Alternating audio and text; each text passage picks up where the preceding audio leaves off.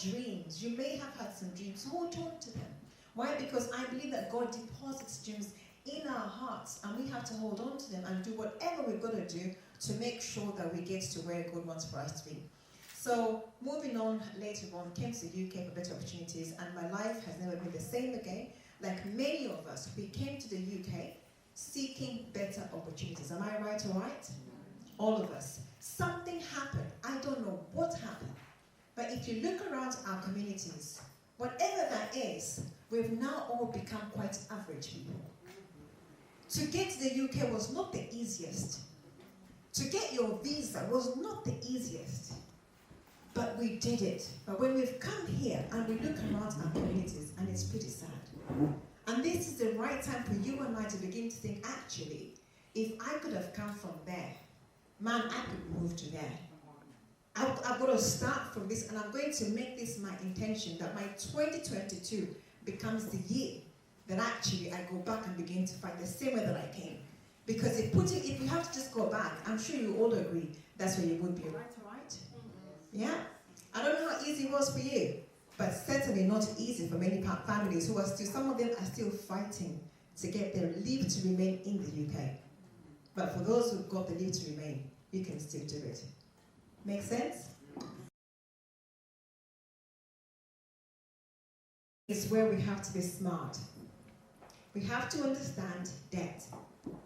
Either we're a slave to debt forever because we work for it, or we can make the money work on our behalf. Now, there's a school of thought, two different people groups, okay, in the church that view debt differently. And this is my take for it. So please don't judge me on this one.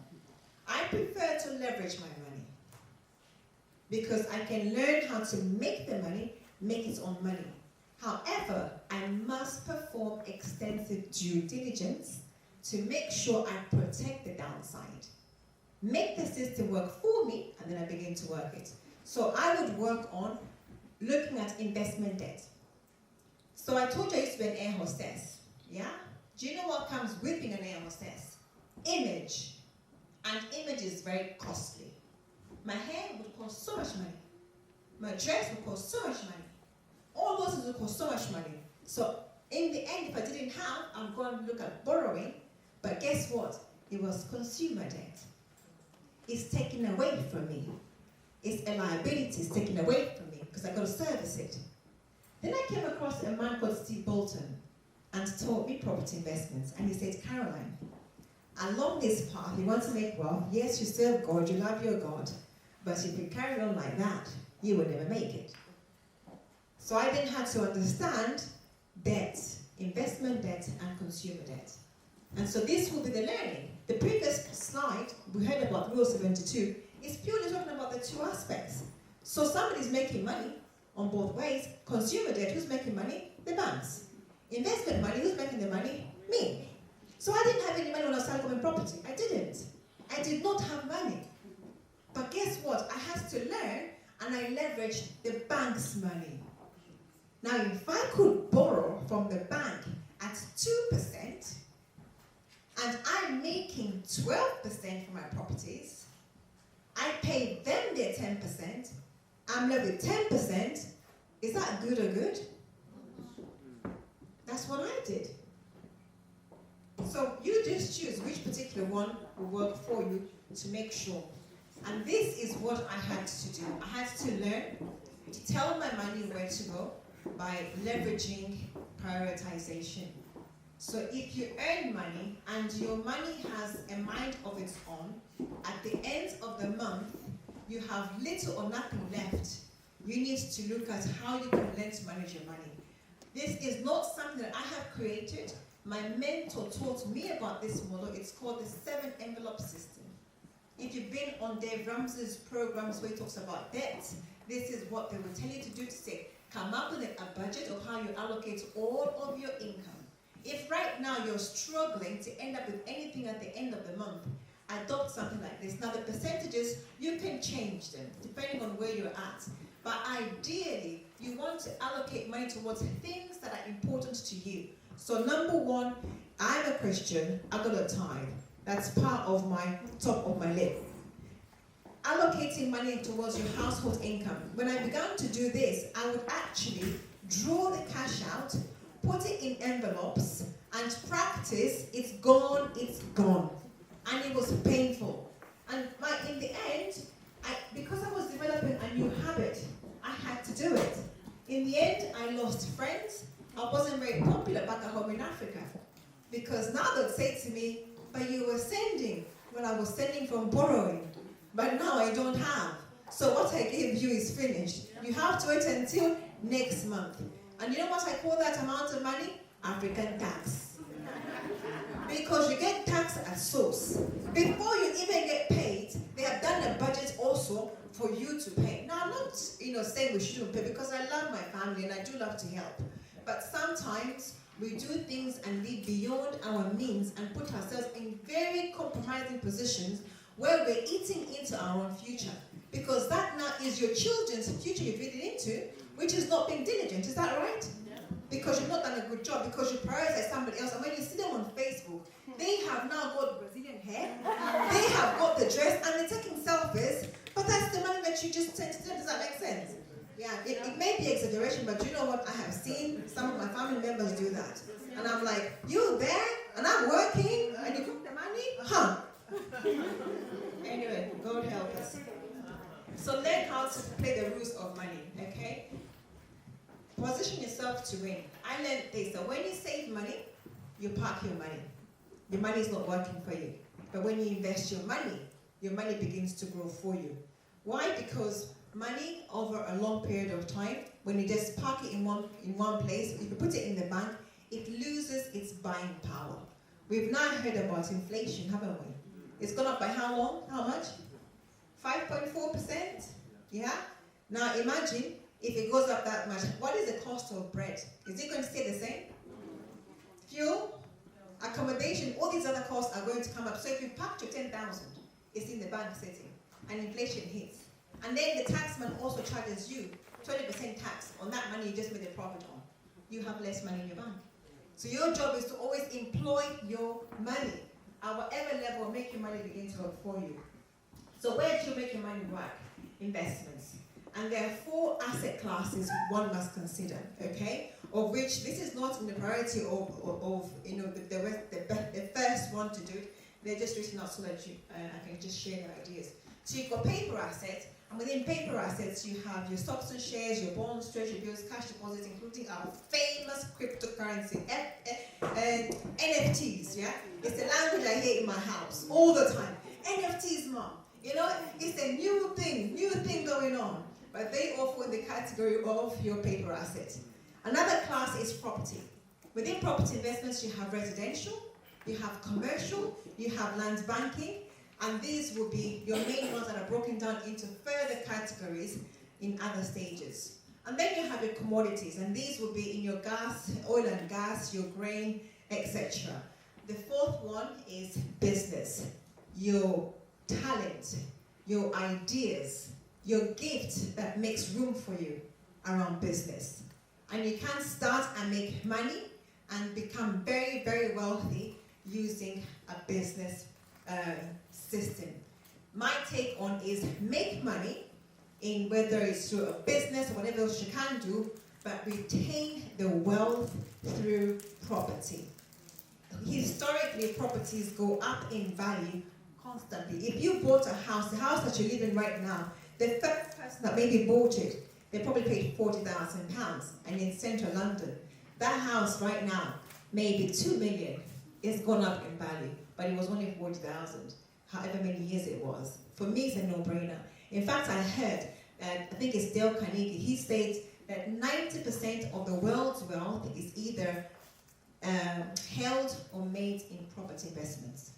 And I can validate that because the Bible tells us about land, your territory, your domain that you own. So I know if from the Bible times they were fighting over land, and they're talking about land, the Canaanites possessed the land, everyone possessed the land. Why? Land has value. So you better consider property investments. The key to understand is the risk and reward when choosing a strategy. So I talked about the different ones, the different investment classes. So your job is to understand, if you're going to do property investments, which one, where do I start, okay? Looking at the risk and the reward for all of them. So if you're thinking about a single-let property, what are the risks? They're much lower, and so will be the reward. If you're going to consider a house of multiple occupation, the risks are much higher, but the reward is also a little bit higher. Commercial, etc., etc. Does that make sense? So you just understand. Same with paper assets. If you put your money into your stocks and shares, the risks, okay, a little bit higher, right? The reward may not be as high, but sometimes they can be short term. Does that make sense? Okay, so when is the best time to buy properties? The best time to buy property for me, I believe, is now. Because if you look, these are examples from the Northeast. In fact, David, do you want to talk about this? Because you're doing it in the Northeast. Do you want to, or do you want to do the next one? Yeah? Okay. So typically in an area that we're looking at investing in Sunderland, these are the current rentals. So last year, just last year, 2021, the properties were renting at between £475 to £500. February 2022, the same house rentals are between £500 and £550. So you can imagine what's happening. Property rentals are going up. Is it the same thing in your area? Yeah? Look at purchase prices. The same property, and I don't want to use figures of the very, very past, but just try and make it as to from last year up until today. What's happening in the property market? Why should you buy property today? Last year, 3 beds in an area in Washington, the rental income was between $500 and $550. Now it's between $550 and $600. To buy a property in Sunderland, average £70,000. Now it's gone up to £80,000. So you can see the property market is changing. We bought a house, one house, in 2007. We paid $126,000 for that house. It was valued, I think it's 3 weeks ago, $240,000. So it's been a few years, but imagine if you buy a few of those ones, what's going to happen over a period of time? Your portfolio becomes very healthy. And that's why I say don't wait until tomorrow. Buy today. The best time to buy is today. We should have bought yesterday, but we can't live in regrets. So therefore, buying today is the time. So I'll just whiz through this part around successful property investments. The key to successful property investment is systems. And systems are purely things that are designed to help you know the processes that must happen every single time.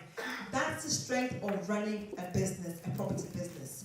So when you look at the operations, what happens every day in the running of the property, creating a system around that is what helps you to ensure you know what to inspect and out of what you're expecting. If you have systems around purchasing, what must happen, or due diligence. So within that whole system, you look at, first of all, clarity on planning. You must have a clear plan.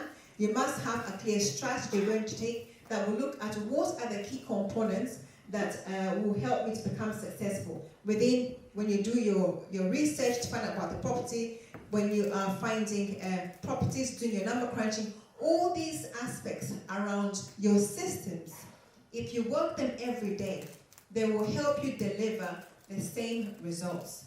And they'll help you identify which property to go for and which ones not to go for. It's the one reason why when I was starting up in property, I joined a franchise business. Because he had a proven, tested and tried model. I was coming from a background where I did not understand anything. So therefore, having to see what they had in place, I could take what they have and replicate it. I'm sure many of you have seen McDonald's, right? The success of McDonald's is not hamburgers or chips or milkshakes. No, it's because they have a robust system as a business. They're not into burgers. McDonald's main real business is real estate. So they find a place or locations where there is enough footfall to meet their system.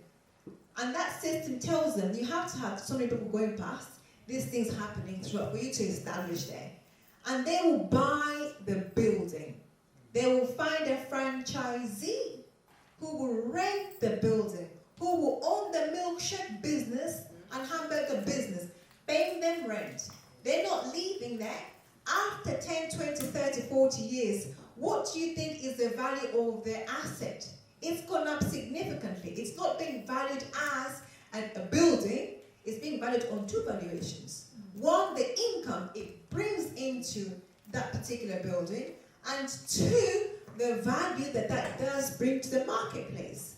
So you want to be very strategic in how you do it, but the success of that is built on systemization. Because they can take it from systemization of how it operates, and they can take it to the next place and the next place, and they still all produce the same results. Does that make sense? Brilliant. So I think at this moment I'm going to leave it here rather than moving forward because of time. And I'm mindful because Deji was meant to be coming, and we've got our break as well here. The key to success again in property is having what we call a power team. You cannot be successful in property doing everything on your own. You need people around you, and this power team will consist of your brokers, your lenders, yourself, your agent, your vendors, solicitors, surveyors, including, oh, there he is. Lovely to see you, Deji. Including solicitors, vendors. Sorry. So I was going to just say quickly about the power of your building your team.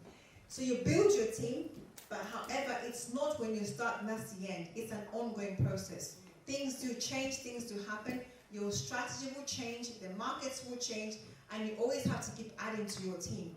During COVID, we had a lot of changes within solicitors and mortgage brokers. We had to change our team. We had to change how we do things. So you don't just start investing in property, and then the next thing you forget and things start to carry on working. No, you must still keep an eye on working the things that have to be worked on consistently.